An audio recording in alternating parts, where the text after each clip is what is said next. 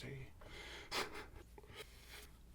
This is going to be this personal video where I don't wear a hat and I don't wear glasses, but it's too hot not to wear a hat because I'll be sweating all over the place and I literally can't see without my glasses. I have too many notes. This is me being sensible. We're going to talk about some shit today, but I genuinely can't do this without the uniform.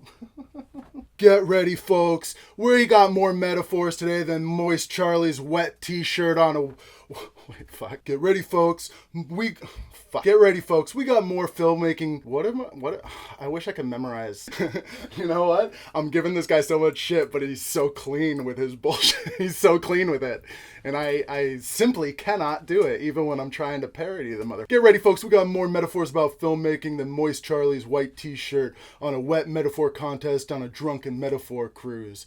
More metaphors about depression than an evergreen metaphor cargo ship stuck in the metaphor canal of 2-year-old stale memes. I mean, Hollywood depression is on a rampage, bigger than The Rock's meaty unnatural stature, tearing down Chicago with a skyscraper-sized white ape of metaphors.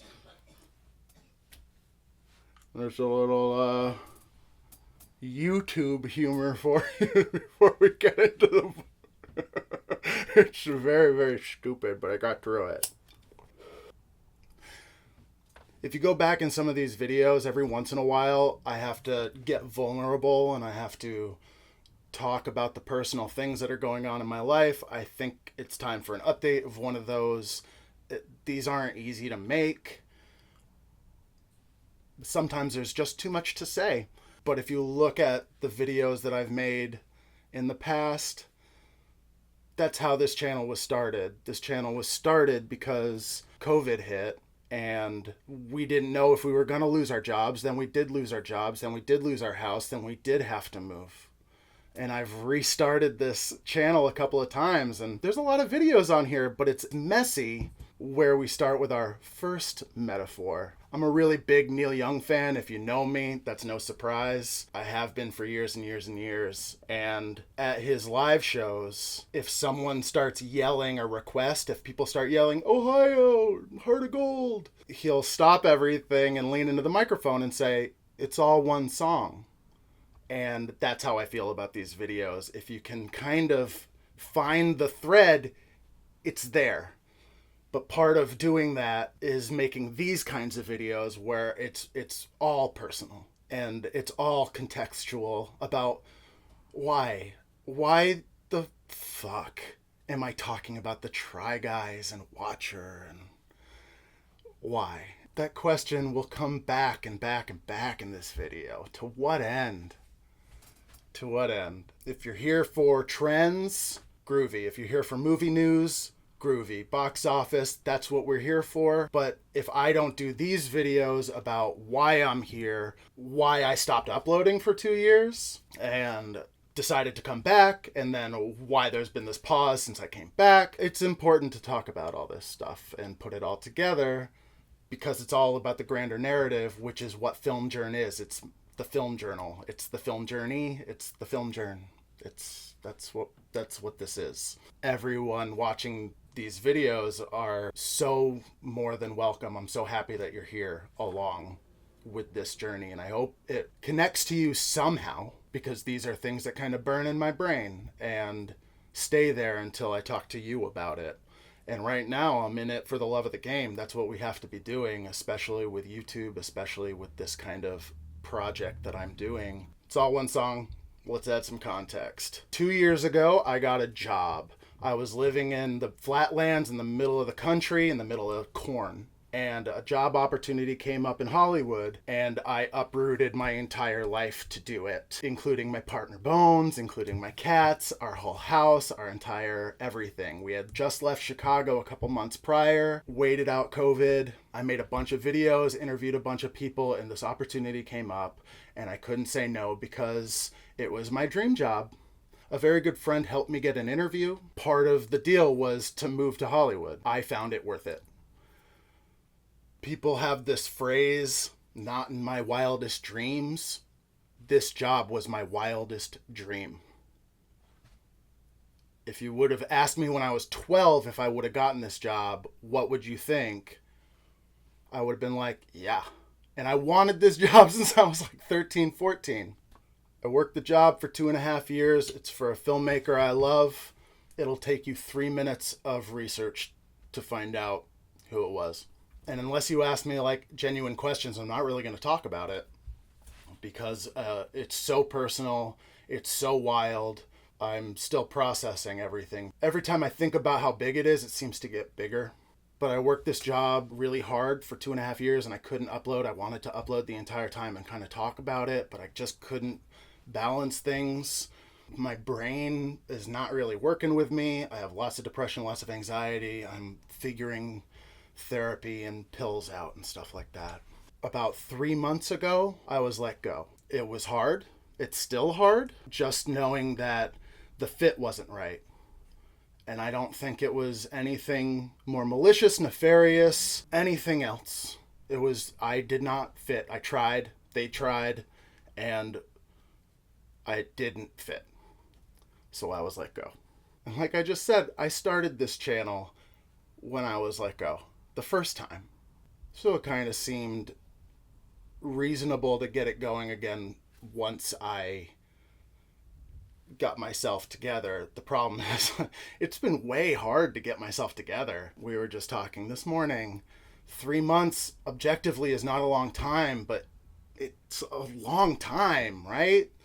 It's Schrodinger's grieving process. It's really hard to kind of parse, and all I can do is make YouTube videos for the love of the game and experience what I'm experiencing and try and stay in town. Metaphor 2, as corny as it sounds, you know, it's like there's the caterpillar, there's a butterfly, and in the middle you're a cocoon, and it's such a beautiful thing, except that you're goo.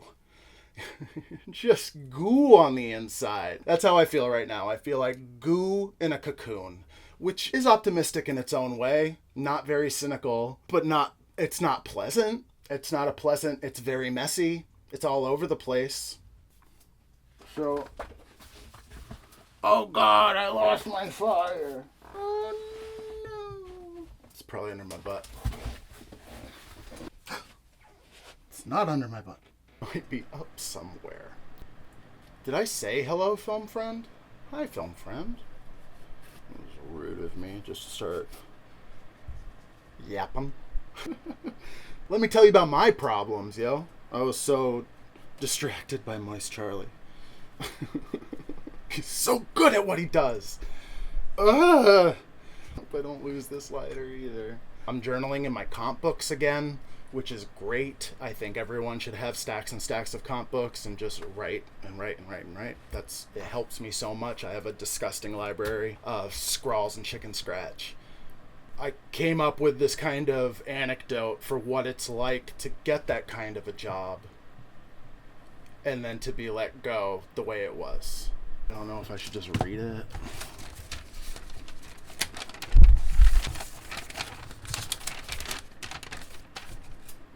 So this is the best I can do to explain this experience that I have no idea how to necessarily put words to. I'm on the bed of a pickup truck cruising 180 miles an hour on a straightaway. And then I'm forcelessly pushed off the truck. And I hit the pavement at 180. And I skip like a stone. And I'm still moving in one direction. And each time I hit the ground, I'm getting bloodier. And my bones are breaking more. Until I'm finally still. And I don't recognize my surroundings. And I don't know what direction to turn. And I know I gotta keep walking, but I'm busted to shit. And I don't know if I should really follow the truck's direction. Or go left, right, or any 1 degree angle in between. And I'm even contemplating going backwards, which is kind of the most egregious. It's the worst thing an artist can do. It's the worst thing someone with a passion can do is walk backward. So wildly dramatic. It's so hard because it's like, it's serious. It's not that serious. It's serious. It's not that serious. I also have that vision of Daniel Plainview in There Will Be Blood. This guy who, in the first 10 minutes, breaks his leg and his back and slides backwards, slides on his back miles to get his loot, to get what he earned. And this idea that a man should do that. I want to build something. I'm looking for water. I'm looking for grass. I'm ready to build something from the ground up. But it's hard to let the bones heal. It's hard to be still when you've been moving so fast. There's no blaming the truck. There's no blaming the action of falling. It's like getting angry at a thunderstorm. That's a simile. I apologize. I was wondering why I was so comfortable up here, and it's because the fan was still on. So I'm not re-recording that. And sorry about the fan. I got trickling right here. I got kids running above me. I don't have the luxury of a soundproof area right now. We're staying strong. Which leads us to the existential question, the grander existential question, which is what we've been talking about the last few videos. And ultimately, I've been projecting because it's my existential crisis, man. Like, my world's blown up. My world is blown up. And thank God I got Bones with me. She is keeping me alive right now. I love my family. I love the people keeping me together in the cocoon, my cocoon, as opposed to my precious goo. My goo! My precious goo! I do think that that's going to be my epitaph. To what end? You know, I was doom scrolling on Prime in a deep depressed state late at night, 2 a.m, scrolling through Prime for movies. I saw hundreds of titles I've never heard before with actors I've never heard of before. And I just kept thinking, to what end? What am I doing? What do I want? I used to think I wanted a thing. I don't know if I want that thing anymore, but there's nothing else. Failure is fine. It's the stopping that's the problem.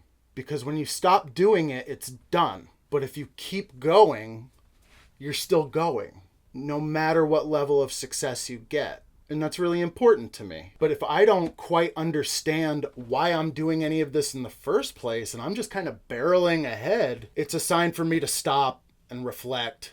My bones are broke. And I need to figure out what's important to me. To what end? What the fuck am I doing here? What are we doing here? I'm about to turn 37. Anyone else in Los Angeles, my age, trying to do this thing and unemployed and dealing with depression? If I'm alone, that's like, I get it. I'm putting myself out there, but I'm so hoping I'm not alone on this. I want to believe that there are a bunch of us. 2020 hit, and we all said, what are we doing with our lives? And since then, we've been sprinting. We have been chasing our dreams. Nothing's going to stop me. I'm not getting any younger. I might as well move across the country and pull my family across because I need to accomplish this thing before I'm dead that I promised little me I would do. I heard that Babe Ruth used to put a piece of wet cabbage under his hat to keep him cool. I don't know if that's true, but maybe we should give that a shot. So we're all in this sprint from 2020, and now it's 2024. We've been working our asses off, and there feels like there's an imbalance. There was an agreement. There was an agreement when we were being raised that if you worked hard, you could reap the rewards of working hard. Perhaps this was a fallacy. Perhaps this is something people have known the entire time, that this is a fallacy, and just something you tell kids. I bought it. I bought it. I do believe that with these strikes that happened last year, it just broke so many spirits. We pride ourselves on the individual, on the person, on the artist that we are, and to see the money faction work extra, extra, extra hard to show us how little they give a fuck. Must have broken a lot of brains. And now many bubbles have popped. Streaming isn't just throwing money around. People are being a little more frugal. AI is not going anywhere. Got like 3 videos about that coming up. Again, that's like being angry at terraforming. The landscape is changing. It's different now. We made promises to ourselves when we were young in a completely different landscape. And here we are. And where the fuck are we? And what is important? And if I let go of this, will I regret it for the rest of my life? Yes. So then what do we do? To what end?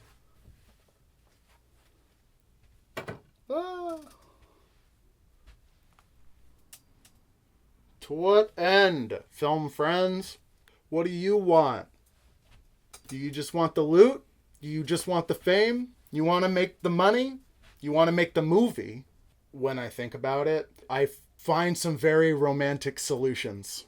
And that's kind of what this channel is as well, as me exploring romantic solutions to keep the joy of cinema in my life as the industry continues to do what the industry does and has always done from the very top.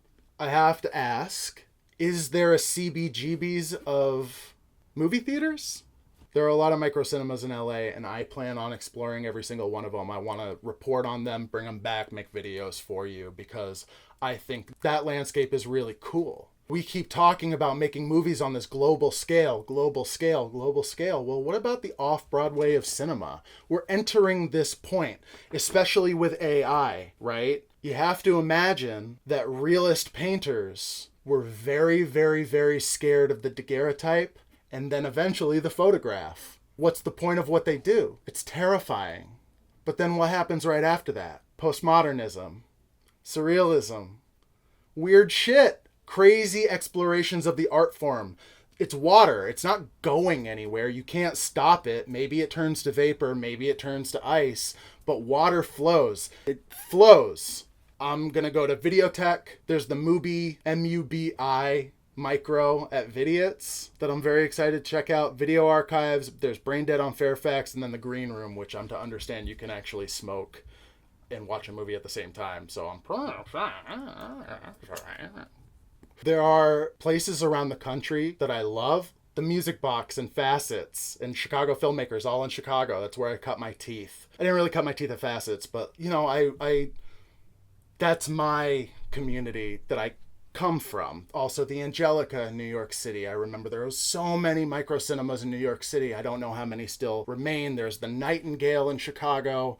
I worked at Chicago Filmmakers and I caught a bug. And it was Chicago Filmmakers, if you know it, before it was in the firehouse, it was on Clark and Berwyn or so. It was a real shithole and you had to climb stairs. It wasn't handicap accessible and it was this upstairs, what was it, 30 seats at most, shitty seats with a projector. And I used to run shows there. I would volunteer there and I absolutely fell for it. Have you ever been to an open screening? An open screening is like an open mic, but for movies.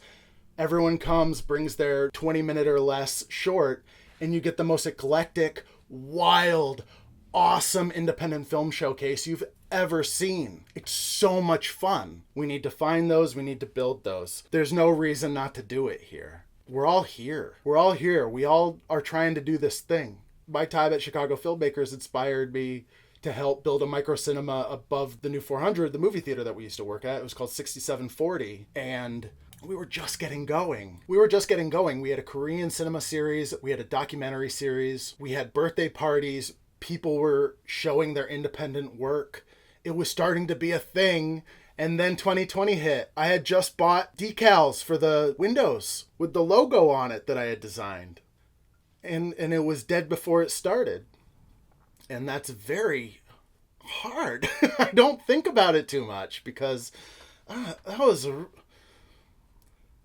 a really special project that I I can't, I got to show my own movies there. I got to film my own movies there. It was my own special venue, and it was taken. It wasn't mine, but I got to build it and take ownership of it, which isn't that what we're trying to do, is build this community, bring people in? So I have a genuine joy for it, and I miss it. I always miss it. And I want to show your movies in this way. If you make movies, if you are like this, if you relate to anything I'm talking about, and you've made films, and maybe you got into a festival and nothing happened. Maybe you never got into a festival.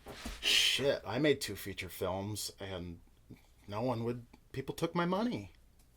Respectfully took my money. Let me know if you want a video on film festivals, because I have some very antiquated opinions about that. Maybe it'll change if I ever get into one, right? When we were kids, there was something about movies that kept us company when we were alone. Harmony Korine says there's no cinema without love. You can have other things, novels, songs without love, but you cannot have cinema without love. We all did this for the love of the game. That's why we're doing this. The movie strengthened our relationships. It taught us about the world and each other. It was a way to connect with your parents or your best friends or someone you've never known. What a safe date. You just sit there and watch a thing. And as the world continues to turn and the landscape changes, shit gets real, and we have to ask ourselves what the deal is. Why are we doing this? What are we trying to accomplish? What's important in life? If you live in California, dig Medi-Cal. Dig Tri-State Health. There's so many facilities in this state that want to help you. You just have to find it. And there are human beings that will connect you with the right people. It's an old cliche kind of saying, but if you broke a bone, you go see a doctor. If you're feeling sick, you go see a doctor. There's no reason why your brain's any different. If your brain feels sick, you need to talk to somebody about it, and it's okay. It's been nothing better for me than talking to a lady and getting some pills in my system. I feel more like myself with all of those things than without them. And I encourage you to look into that stuff. If you're feeling away and you live in this town, people talk, and you don't got to pay nothing, and they'll take care of you. I don't pay anything for pills. It's unbelievable, considering I was paying for pills when I had a job out here, There's just some things that I wish somebody would have told me. Look into Medi-Cal, look into Tri-State Health. There's so much here. It's really cool living in this state, if not for that reason alone. If people want to help, you just gotta ask for it, which is fucking brutal. I have a hard time doing it on my own. A lot of times I have Bones just sit next to me. Say, Bones, will you sit next to me while I go through this? Listen to this phone call this person, sign up for this thing. There's these weird verifications, loops to jump through. That's all fine, but it's all a little bit of kind of busy work. That's scary if you have anxiety, but it's not that big of a deal once it's done. Have a friend sit next to you. Maybe a friend will click it for you. Someone you love, someone that you trust. I really highly encourage you to do it because it's been nothing but helpful for me, and it's there for you. And they're not trying to get anything out of you. They're just trying to help your brain a little bit. If we feel this way, we're certainly not the first. I mean, it's Hollywood. This is the fucking big leagues. This is the deepest part of the ocean. This is where the sharks live. This is expert level. So take care of yourself. I got your back. To what end, film friends? I have this saying, but you know what? My mom is one of the only people who watches these videos, and she's going to hate this so much, but the fact is I don't want Hollywood to fuck the romance out of the art form of cinema. I believe in the equation, art plus industry equals cinema, and it's about keeping that balance. Film karma we'll talk about in the future. If the industry is taking this much and not giving anything to the artists, and the artists are giving this much and not getting anything from the industry, things get wonky. That's what happened to Chernobyl, literally. Watch the miniseries. We're here for the love of the game. We love the art form. And at the end of the day, our love, the reason why we're here, this blind obsession, this blind passion that we have for this art form, at the end of the day will always outweigh the industry. We sacrifice, we get our hearts broke. It's because we love. It's because we really, really, really care about this thing. And we want the community to care about us just as much. Not fucking fight us so that they can use a prompt and save some loot. Because if the industry goes over here, then we're just going to have to make art over here. Thanks for listening, everyone. I will see you in the future. Having a ball, roll into the bottom. What a great time I had. Thank you so much for watching. Thank you for making it this far into the video. If you liked any of this, please like the button. You can click on it and it'll the thumbs up. And then I would love for you to comment, because then I can comment back. And I would love for you to subscribe, because then I can make more videos. And if you hit the bell, you'll know when there's a new video. And all we do is talk movies and talk space and esoteric balls, puffs of smoke. Talk about esoteric balls.